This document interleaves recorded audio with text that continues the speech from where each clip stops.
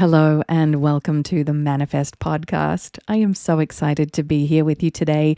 Thank you so much for taking this time out of your day, whatever you're doing right now, to share this topic, to dive into this theme, which I know will help to inspire you on your own journey, whether you are just starting out with manifestation and the law of attraction, or whether you are ready to dive in head first into the energetics of creativity. This is something that I am so passionate about talking about because, and this is something that I've noticed only just in recent years, that there is a very strong correlating parallel energy between manifestation and creativity. The two actually intersect. And the reason for that is because it helps you to get into a flow state. So you'll hear me talking a lot more about creative energy and how we all have our own signature creative energy codes. But before I dive into that, I would love to share with you something that I created over the last few months that launched this week. It's called the Abundance Code, and there are people already all over the world that have joined me for this really powerful ritual. And it's called the Abundance Code. As I mentioned, it's a private 30-minute audio experience designed to change the way that you experience and manifest abundance. And so years ago, you might remember that I created a very simple $9 PDF guide. And to my complete surprise, that PDF guide generated over $1 million in sales, possibly, I think it was more than $1 million. And it introduced millions of people to my work. In fact, it actually popularized the ritual online. And so people still ask me about it, even though, you know, it's like a little time capsule of who I was back then. I learned this ritual many years ago. But my life and my work has changed. And so what I now understand about abundance today is very different from what I believed back then. And I don't think that you can keep on using the same manifestation methods over and over and over again and expect a different result. And it's not because the old method didn't work. It's because I discovered that abundance isn't something that you chase. It's something that you learn to recognize long before it arrives. And that single realization changed the way that I manifest. And eventually, it became a quiet daily ritual that I've never shared publicly until now. So if you are interested in getting the Abundance Code, I made it super affordable. I think before the 8th of July, if you're listening to this, it's only $11. And that includes a private 30-minute audio experience, a complete ritual guide, future gratitude prompts, and a bonus clarity meditation that's valued at $27. So if you go to sarahprout.com, click on the link in the description of this episode as well, or you can go to the shop. I think it's in there. You can click on the Abundance Code and get that ritual and listen to this extremely incredible practice that I discovered and I've used in my own life. So I know you're going to love this. Okay, so today's topic, and we are diving in very deep today, which I'm really excited about because, like I said, creativity has been a hot topic. I started this brand new school. I think we've got, I don't know the exact number, and I probably won't put it in the show right now, but there are people that are joining all the time. My Create Through Chaos group. It's completely free. I'm hosting a free audio masterclass on July the 7th. If you're interested in that, you can join. I'll be sharing how to create through chaos, how to continue to create when you are going through seasons of upheaval or struggle or whatever that is. So if you are on a journey and you want a community and you want support and you want to know, how you can build that creative, energetic momentum, then please join me for Create Through Chaos. There's a link in the bio, in the description. There's a link in my bio on Instagram. You can go to sarahprout.com, click through, go to createthroughchaos.com. I believe that's a way, or just look it up on School. School is incredible, by the way. I absolutely love it because so many people get the opportunity to connect with people that they ordinarily wouldn't have the chance or the opportunity to connect with. And already in this group, we have artists, we have musicians. My partner John is actually in the group as well, and he's a musician. And so he's been connecting with the other artists and entrepreneurs, which has been really great to see. So today's topic is creativity is becoming a luxury. And I've been thinking a lot about this lately, how creativity is becoming somewhat of a luxury.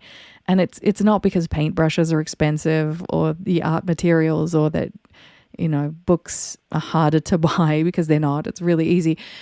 It's because creativity is becoming a luxury because uninterrupted attention has become one of the rarest resources on earth.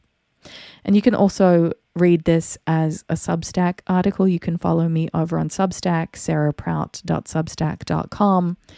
But I wanted to record this as a podcast today because I read it out loud to John, and he's like, you have to record this as a podcast. So I'm like, okay, I'll do that right now. So this is it. So the irony here is that creativity, it is such a hot topic, and we're living in an age where every spare moment is filled. So we scroll while we wait in line at the supermarket. I know I do sometimes. We listen to podcasts while we walk. That's what you might actually be doing now. There's nothing wrong with that. We answer emails while eating lunch. Even silence has become something that many people rush to escape. And the irony here is that creativity doesn't thrive in constant stimulation. It just doesn't. It asks for space. It asks for boredom. And being bored was never something I was allowed to say when I was a kid, because it encouraged creativity, right? I think that creativity asks for long walks, half-finished thoughts, quiet mornings and afternoons when nothing remarkable seems to happen until suddenly something does, something shifts. So I woke up this morning and started painting a watercolor before I looked at my phone or had a sip of water. I am a huge advocate of create before you consume. And so this started to spark the inspiration for this podcast, actually, this article that I wrote for Substack, because when I paint, I have ideas start flooding in my mind. It's like a meditation. For years, productivity has been celebrated as the highest virtue. We learn to optimize everything, our calendars, our workflows, our habits, even our hobbies. And people then share hacks, and I'm doing air quotes here, which is such an awful word. I really don't like that word, hack. But creativity doesn't respond well to optimization or hacks. It responds to presence. Perhaps that's why making something with your own hands feels almost radical now. Painting, writing, knitting, poetry, pottery, gardening, playing an instrument. These aren't just hobbies anymore. They are small acts of reclaiming your attention from a world that profits every time it's divided. Artificial intelligence will make polished content easier than ever to produce, but it can't and will never replace the quiet satisfaction of making something that carries your fingerprints, your energy codes, your memories, your mistakes, and your humanity. In the years ahead, I don't believe creativity will become less important. I think it will become one of the greatest luxuries we can afford ourselves. Not because it's expensive, but because it requires something increasingly rare, our full attention. So that was the article. If you would join me for Create Through Chaos, I'm hosting, as I mentioned, a free audio masterclass that I know you'll love. Inside, like I said, there are so many interesting conversations going on. People are sharing their creations. People are expressing their struggles, and other people are helping to support them to build that momentum.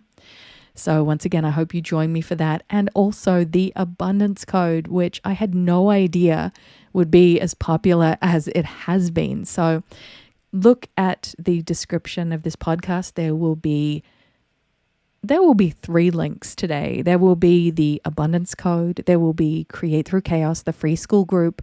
There will be the Substack article. And I hope you join me over on Substack too, because I'm sharing there a lot of the things that I don't share anywhere else. And I think that, having that private space to share my personal essays, my musings, the things that I can't stop thinking about, it's actually such a great place to almost have like a journal.